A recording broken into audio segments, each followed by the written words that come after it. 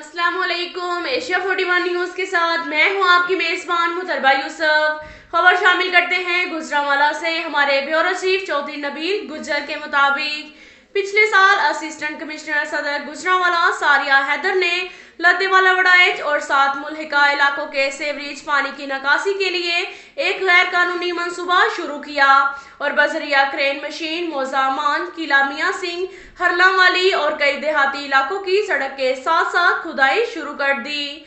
इलाका वकीलों ने कई बार एसी को समझाया कि ये गैर कानूनी है और इसकी कोई मंजूरी भी नहीं है, मगर एसी ने सड़क के साथ साथ खुदाई कर दी। मुतल्लिका अफसरान ने लाखों रुपए मालियत के crossing points, under road sewerage pipe जो डाले जाने थे वो भी खुर्द-बुर्द कर लिए और गंदा पानी छोड़ दिया गया। जहरीले पानी की वजह से गरीब किसानों की तमाम फसलें, जानवरों का चारा, तूड़ी और मेन सड़क सब खराब व बर्बाद हो गई।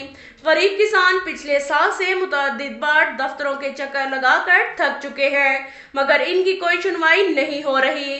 किसान सरापा एहतजाज हैं और आला हुकाम से मुतालबा करते हैं कि जिम्मेदारान के खिलाफ सख्त कार्रवाई की जाए और इनकी करोड़ों रुपए मालियत की फसलों का अजाला किया जाए। अब तक के लिए इतना ही काफी है। मिलते हैं अगले बुलेटिन में, हमारे साथ रहिएगा। अल्लाह।